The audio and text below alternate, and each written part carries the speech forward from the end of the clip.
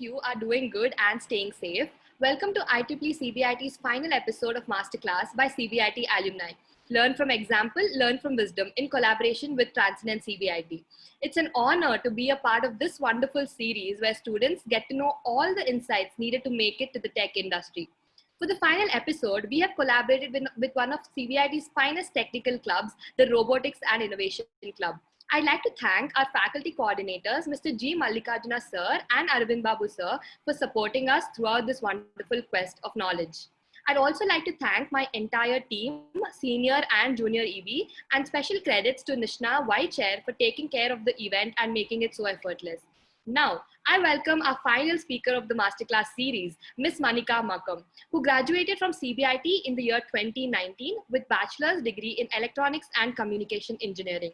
She's currently pursuing her master's in robotics at the University of Maryland. The University of Maryland is one of the largest public research universities with a global alumni network of over 3 lakh.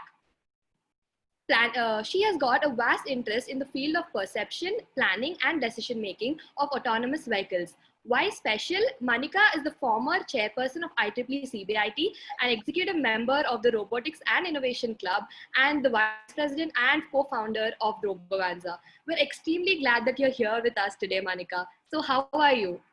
I'm good. Thanks a lot for that introduction. Yeah, so how has the quarantine been? At first it was difficult, but then now it's the new normal. Yeah. So how has your experience in the University of Maryland been so far? So is the classwork stressful? To be honest, the first semester was really hectic.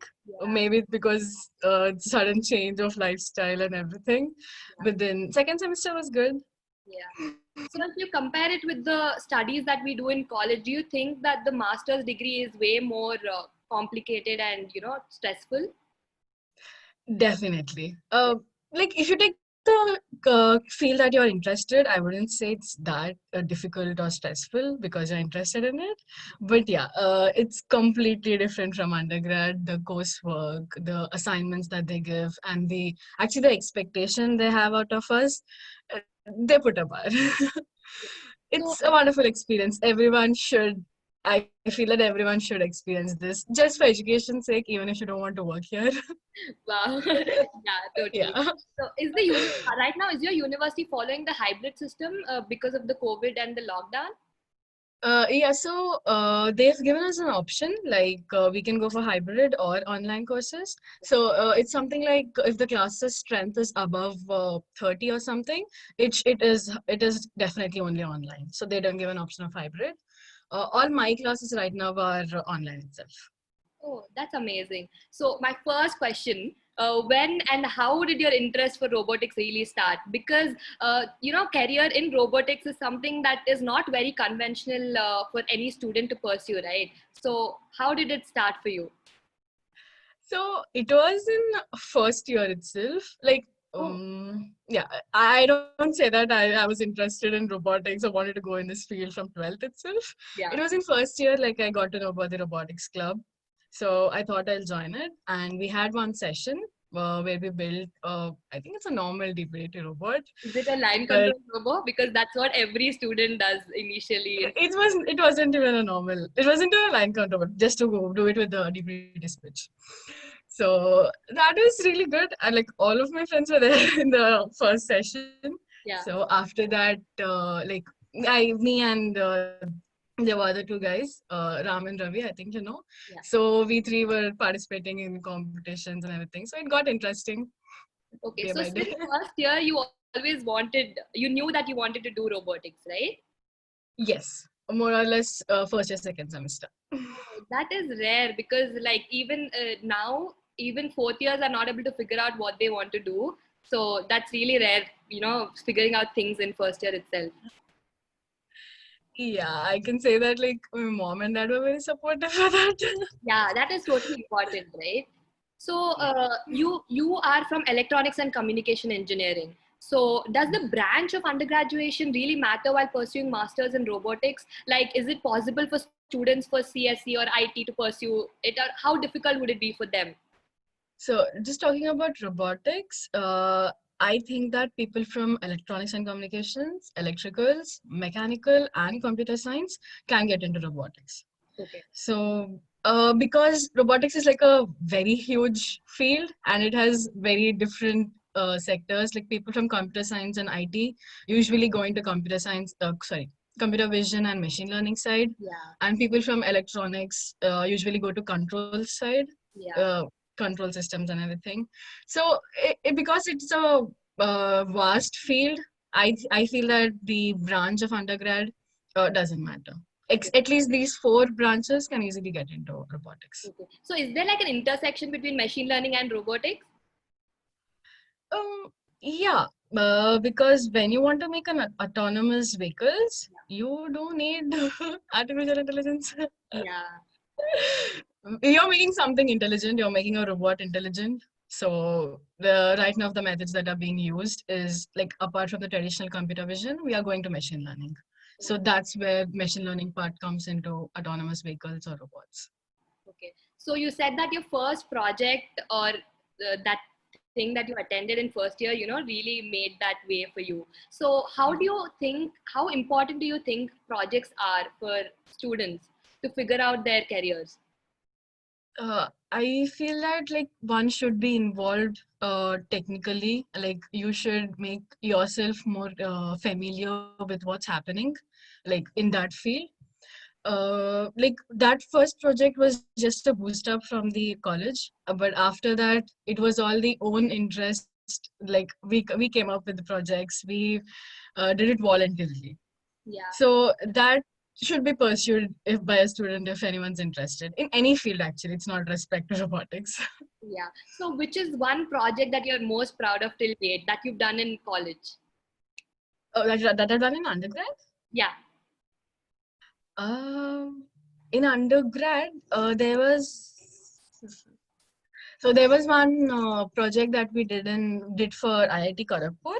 Okay. So that there were two projects.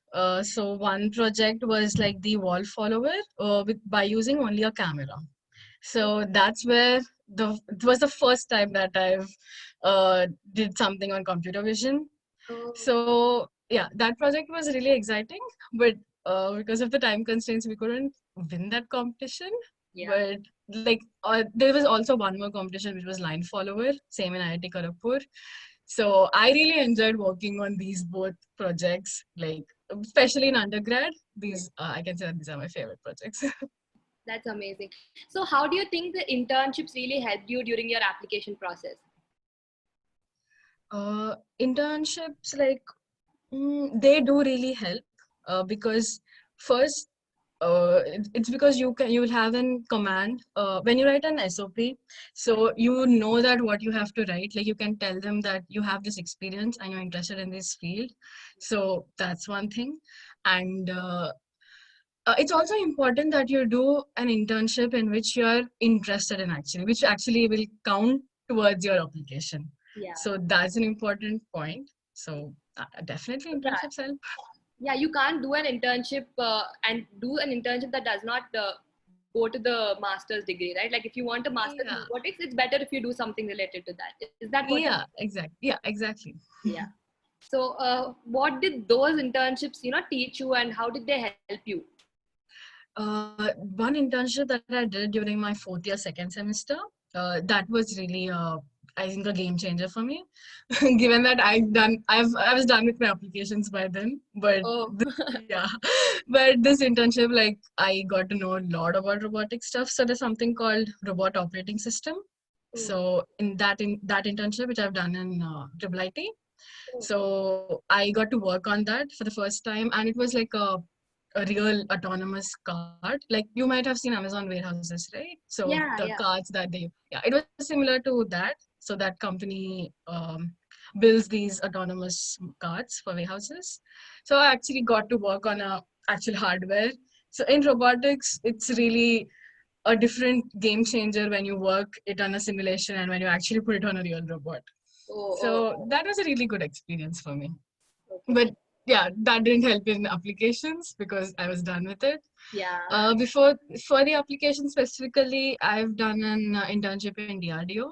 in the after first year. Okay. So that helped, I can say. Yeah, but then so if there's anyone interested in robotics, it's really difficult for them to find an internship in like second and third year, right? So is that okay if they're not doing an internship in robotics, but they still want to pursue it? Yeah, definitely. It's really difficult to get an internship. Like I got it in some fourth year, second semester, and that too because of one of my seniors. Yeah. So, yeah, even if you don't get an internship, that's fine, I guess. But you should still pursue your passion through doing like, a lot of projects, like exploring what's happening in this field. Like keep yourself up to date. So many of our students and especially R&I members have asked this question. Can you give us a roadmap for someone who's looking to get into robotics? You mean from first year? Yeah. Okay, so you need not stress yourself much in the first year. Just don't be tensed. But I would say that if you're really interested in robotics, you should start doing some projects. And I actually say that you are thinking that I've done a lot in undergrad, but I'm saying that I didn't do anything much because the robotics out there is huge. What I've done in undergrad is not nowhere close to what is there outside. So you should the mistake that I did is like I wasn't familiar with or I wasn't exposed to what's happening in this field. Like I didn't have that this much clarity that I have right now. All that I'm talking about with this confidence is what I've gained after coming here. So just read upon the papers. Like I know it's difficult to read papers from the starting stage, but that's like the really good point.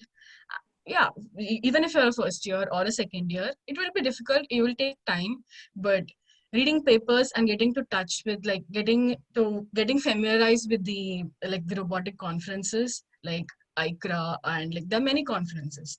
So you need to know what's happening and simultaneously like slowly like, yeah, reading is not just a thing, you also need to implement so that you'll be like you'll have fun and the satisfaction when something works is really great. So you need to do some projects and like yeah, I would suggest this. And one thing I really want to say, like if you're really interested in robotics, don't put yourself back. Like, don't hold yourself back. Just go for it. And depending upon like the job opportunities, everything, you'll figure it out. They're like it's a huge field, so there are a lot of opportunities in US. There are India. Like, I really can't say given the situation, but just don't think too way ahead. If you're into robotics, do a course that's suitable for you, and you'll figure it out later. Yeah. So are there any courses that you would suggest for a beginner to just understand the concept and the topic? So there are like different fields of robotics, right? I would say that one course that really helped me in the computer vision part was there's one course in Udacity. I think it's I don't remember the name of it. It's computer vision, but the professor is Sebastian. So that course is really good, and it is from basics. So he explains it in detail. This is the computer vision part of it. And there's one more course called Artificial Intelligence for Robotics. So this doesn't straight away go to artificial intelligence. It takes you through the localization, planning, mapping, and everything. And like step by step, it will tell you, and finally you'll reach the artificial intelligence part of it. So these two courses are really good, and I feel that even a beginner can start with it. Okay, yeah, that's amazing. So, since you have decided to pursue further studies, but if there's someone who wants to directly start working, so what sort of job opportunities or career paths you think are available in robotics? Like, would you suggest working or pursuing masters right after college? Um, so that's a good question and a tricky question. So, so the one problem that I faced here is I didn't have that much grip on C++. So I've done a lot of in Python or Arduino coding, but C++ is something that you need when you want to build something from scratch. even in robotics. So if you do get an like you can search for internships in in like universities like triple ITs, NITs, or IITs. They do have internships in robotics field itself. Like and I see that there are many startups also right now in India. For the robotics field, like what I worked is also in a startup. So it will be difficult, but it's not like it's impossible. You need to do like a lot of research and apply and like put in mails and everything. But it's really advantageous if you work and come. I can see that here. Yeah. But again, when I say work and come, I it should be like which is related to like robotics, either working on computer vision or either working on some startup where they actually build robots.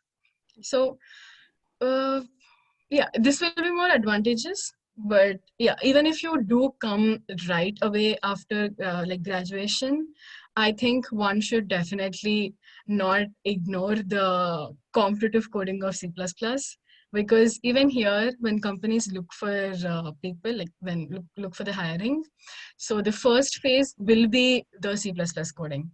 So no matter which job role you apply, you do have to give a test and pass through it. Then comes the technical rounds of robotics and like the respective rounds. So work in a company which is relevant to the field, or like practice a lot of C++ or Java, anything which is comfortable with. So mainly data structures and algorithms. Yeah. So could you tell us the timeline of how you went about with your entire process? For the application process, right? Yeah. So I was done with the GRE like way back Okay. in second year, I guess. Oh my So God. yeah, That is going to flip out our audience now. in second year ending. Okay. So I wrote for the first time, but I wasn't satisfied with the score. So again in third year, I think Jan or Feb, I've given my the GRE, and then not Jan or Feb, maybe I think April or May. So I don't remember properly, but around that say in third year, I've given once again the GRE. Then I thought, "Nah, I'll just let it be with the score." Then in September around this time, I gave my TOEFL. So after this, I started with my SOPs and LORs. So I was done with SOPs and LORs by October, and I started my applications like shortlisting the universities and everything and starting the application. So every university has, you have to fill a lot of stuff for that application. So I was almost done with it by November end, and one of the universities had priority deadline on November, so I kept that as my deadline for every university. So I was done by November end, and my goal was for every university I need to apply before the priority deadline, because that actually does make a difference when you apply early and rather than apply late. So by December starting, applied to every university. Oh, that is very early, right? Like there are people who apply even until Jan. Yes, they do. So that's the thing. So in November, December, you have priority deadlines. Yeah. So after that, there will be the final deadline. Okay. So I finished everything by December first week. Yeah. So for any student that's applying now, what do you think is more important? Like GPA, projects, internship, GRE score? Is there a compromise or anything between these? So actually, this depends upon university to university, but I'll give a just a overview of it. So there are some universities where GPA really matters. Like if you don't have a GPA above 9, you're straight away rejected. Like University of Southern California. Yeah, I was going to say So you were. Yeah. so that doesn't take you with GPA below 9. So there are some universities like this. You need to research upon what are their criteria. So the other universities, I think GPA doesn't matter. Like GPA is not the whole thing that they look into. I think above 8.5 you're good. So like 8 or 8.5 you're good for the other universities. And your SOP does really matter. That's the only way of communication you are giving to the university, which you've written So you actually need to frame it in a really good way where you tell your interests, what you're going to do, and like why are you choosing that university. SOP really plays a role, I feel. And it applies same for the LORs. So a strong LOR is always a plus point for you. Yeah. And I also suggest that in LORs, like apart from the LORs that you take from professor, it's really advantageous when you take one from where you work, like where did you work for internship or something like that. So that gives you academic feedback and will give you an industry feedback, like for the university. Yeah. So that really plays a role. And more importantly, resume. So Okay, so yeah, the more resume the really project. play a role here? Sorry. Where does resume play a role here in the in the application process? You do need to submit your resume. Okay. So in the resume, they like it's not like the job hiring process. Definitely, Yeah. it's not that difficult. But like if you show that for the field that you're applying, like if you have the relevant experience, it's advantageous. Like you just can't do a software engineer and apply like only based upon that. You can't apply for robotics. That's what I mean. So when you're applying for robotics, it's okay if you did computer science, did the job in software engineer, and now want to do MS in robotics. That's completely okay. But you need to justify yourself through Yeah. your resume and SOP. Like, yeah, I've worked here, I have this experience, but I also have these projects, and I'm very interested in this field, and I want to shift. So that's completely okay. It happens every time. People shift from mechanical to computer science. So Yeah. you just need to justify yourself to get into the university. Yeah. So your co-curricular activities, I'm sure, played a huge role in your application, right? Like you've said, you've gone to various competitive festivals, if I'm not wrong. Yeah, that really plays a role. Like when you give your achievements, like that you won in this competition, or like I think like the even the chair being a chairperson in IEEE CBIT, you say that you had a role of responsibility there, Yeah. and so those all really do matter a lot. Your activities in the college, it's not just the GPA. Yeah. Yeah. So, what parts of your application to the university do you really believe made you stand out amongst other applicants? Hmm. I wouldn't say that it was that great. Otherwise, I would be in a really good university. So, but yeah, depending on, I think that my readership responsibilities, like the IEEE CBIT or like the Robobanza or the Robotics Club, that really helped for me. And IEEE is something which is recognized all over the world. So I really feel that that made a that did make a change. And definitely my projects. So the final project that I did in engineering in undergrad was on a simulation of a self-driving car. So I think that was a huge advantage for me, because I've planned out in a way that that should be in my resume. So I've took that project as my final project. So that was helpful. That's Apart from all the projects, this was the main project that. you still interested in autonomous vehicles and all that, right? Yes, I do want to get That's- into Uber or Lyft or Waymo someday. You definitely will. So, is there an application? I mean, is there an interview process also? In for applications? Yeah, after you apply, you don't. No. Okay, normally some master's degrees have a prerequisite that you have an interview, and then if you shortlist from your interview, only then you get selected. I'm not aware of such universities, but all the universities that I've applied or I've looked into, there was no interview. Only one Okay. university asked me to do a recording of like why do you want to choose same things, same questions that you answer in SOP. They wanted a recording form as well, so I've just submitted that. Okay. So, did you write any research papers? Like, what role does research papers have while applying? Research papers play a huge role. That was missing from my resume, to be honest. So, uh, I did work on a paper. Like there was a competition, like there was a, symposium which was organized by DRDO once. So they've given like a different topics that that we can choose from, come up with an original solution and write a paper. So we've written a paper on that. It didn't go to further rounds, but that's the only experience I have in writing a research paper. But like after coming here, I got more familiar with the research papers, and I'm actually working towards one right now. So So, in undergrad, I didn't have a paper, to be honest. okay. So would you That is suggest really, all the students to have papers for sure? see, it's a huge task of getting a paper.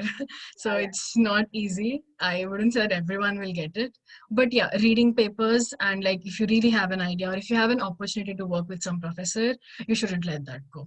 yeah. That So will coming to really, the working with professors, you have a research student. You've been a research student under a professor, right, Dr. Derek? How was that yeah. experience? So, are there any takeaways that you could share with us from there? Oh yes, that's a really amazing experience here. So I used to work on it's a autonomous drone team. So it's called AMAV, Autonomous Micro Air Vehicle Team. So after coming here in the first semester, I joined in the team under the professor. So it's actually building an autonomous drone for a competition, which is conducted by Vertical Flight Society. So we've built that, and because we were actually supposed to go to Montreal, but because of COVID, that became virtual. Yeah. So that was really a good experience. So after that, because that competition got virtual, the professor gave me a new project, which I worked alone. Before one was the team. So this project is basically like controlling the drone with the like my muscles, flexing my muscles. Wow. Yeah. So it was really exciting, and I got to work alone in it. So it's definitely fun to work in a team, but it's also sometimes really uh, like exciting to work alone also. So during all the summer, I went to lab. Like no one was there in the lab because of the COVID situation and everything, but almost every day I went, and it was really an exciting project. And it actually worked. So like that project is really great. So working with a professor here is a whole new experience. They're too supportive, and like it's really great. Yeah, that's something everyone wants to do after going there, right? Like they say, you learn a lot and you can absorb a lot of knowledge from by working with them. Yes, yes. Yeah. So Professors here are really supportive. yeah, yeah, right. So how is the competition over there for internships or to become a research assistant or anything? Huge.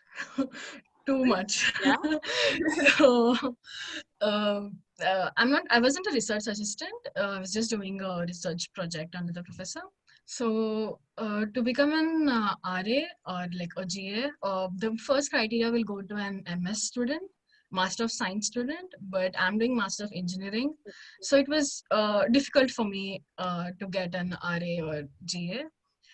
uh, that is one aspect because of my degree. And yeah, but it will be difficult, but you should just have patience here. Like I've written number of mails to like every professor asking, this is my interest, is there any position available or anything. So you should just not give up. You should keep writing mails, try to contact them and like talk to them. Yeah. So something somewhere you will get an opportunity. Yeah. So you said that you're doing a part time. So where exactly are you doing a part time right now? In the summer, along with the project that I was doing with the professor, I was also having an intern with the company called Sim Insights. It's in California, but like because of COVID, we are working remote. So that internship, it was really great, and it's mainly focusing on deep learning. So I work on the neural networks. So that internship got extended for me as part-time during the semester now. Wow. So along with the semester, I'm also working for that company. Yeah. And this is the, I can say that this is the first experience where I actually got an exposure to the industry, because the internship that I've done in fourth year, like it was startup, so I wouldn't say I had that much experience, but this is really helping me a lot to get to know how things work in an industry. How do you need to like work in a team and with the manager. So this is really great, and because it's in the field that I'm interested in, it's a plus. Yeah. Yeah, I mean, that's really a blessing to have something that you love when you're doing that. So, how difficult was that? Like, what was your process about, getting the internship? Was it a very difficult experience?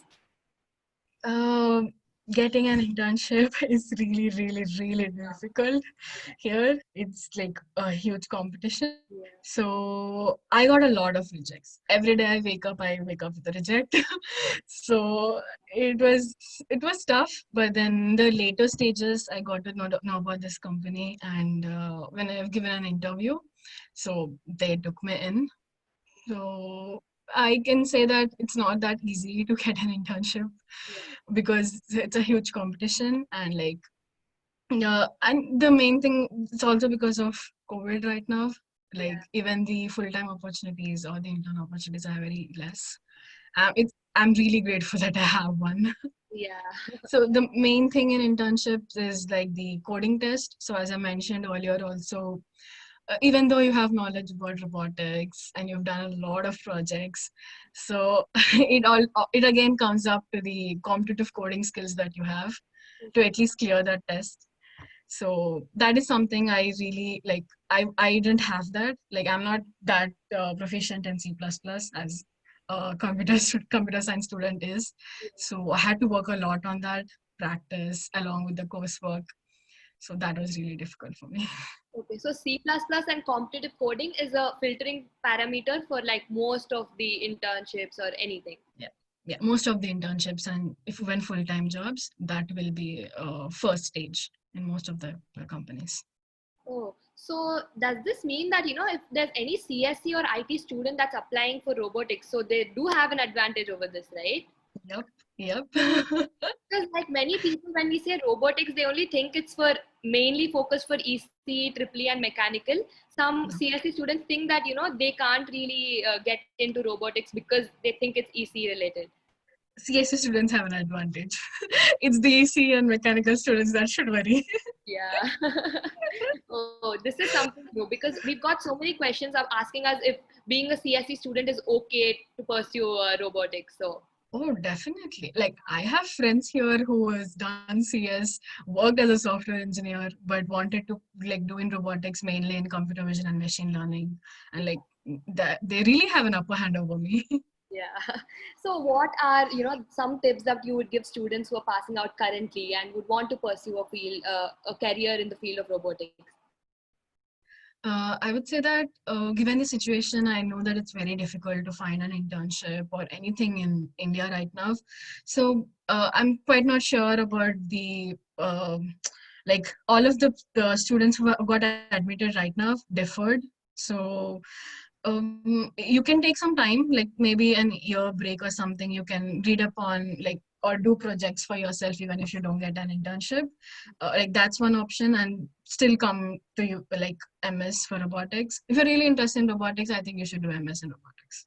So just Yeah. don't worry that you'll get a job or you'll not get a job. You will. It's okay. You'll figure it out. But like for the experience, I think one should do robotics if it's interested.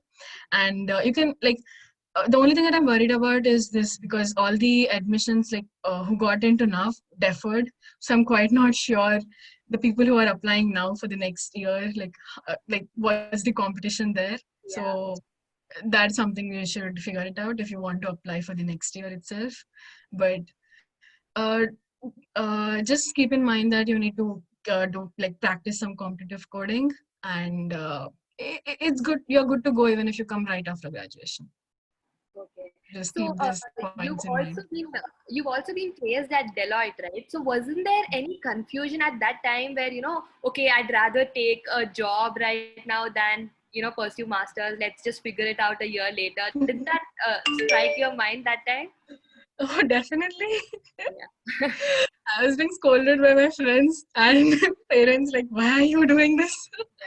So, yeah, because I got into Deloitte, I was like, should I just take a break, do for a year, and then go to masters? Like, is this a wrong decision?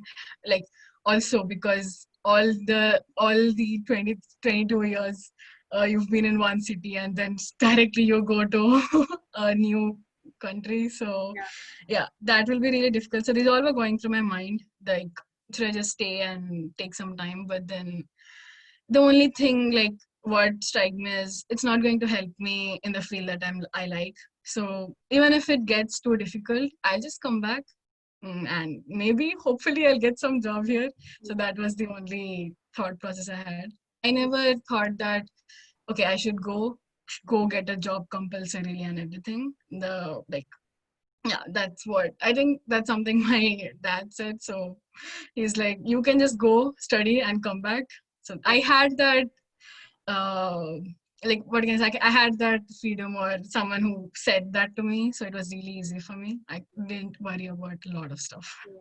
So if you have to come back and get a job in robotics, I think it would be a little difficult, right? Because the current situation and the field of robotics in India is not as much as it is in US. Yeah, it's really difficult. Yeah. So, like, I would suggest that, like, actually, once you come here, you'll feel like you'll work for the industry. So, yeah, it's really difficult to get something in robotics in India, I feel.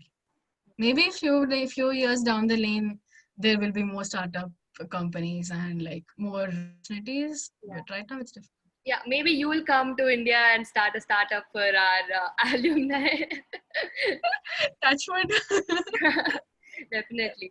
So we have some questions. Asim asked, what are the technologies or skills which are needed for one to get into robotics? So apart from C++, is there anything else that, it's better to be equipped with? So it's better to be even equipped with Python. It's easier compared to C++, Yeah. but Python is one thing that you'll code extensively. All my coursework is in Python. It's only in the industry where you get to C++, but all the coursework is in Python. And ROS, so Robot Operating System, is something that's developed exclusively for robotics. So if you're actually familiar with it, it will really help. So some companies just go to your resume, and if you have enough skills, they'll select you, for that round. So, and if you talk about computer vision and everything, um, it's really difficult to get a grip over it. It is difficult. Yeah. So even in masters, like, we get confused a lot about the basics also. So you can start somewhere, right? So if you we can get familiar with the traditional computer vision approaches, like, from the basics, like the course that I've said, that I've suggested, it's a really good one. So you get to know the basics. So these are some things I would suggest you get familiar with. Yeah, that's perfect. So Priyanka asked, I didn't know a little yet, but I'm interested in exploring and learning things. Will I fit in right now or is it late? For robotics? So if you figured out that you wanted to do robotics in first year, so if there's someone who's in third year and who still does not have any idea about robotics but wants to give it a try and explore, so would you suggest them to do that, or do you Yeah, think it's late? definitely. Yeah, definitely. If you're interested, it doesn't matter when you're starting. But like, given that, because you don't have much time, like, before the applications, so if you're interested, you should start right now. So build up on the projects, read about something. But yeah, you can definitely start. So I think this is where R&I Club really helps, right? So how do you Yeah. think R&I really helped you understand your interest towards robotics?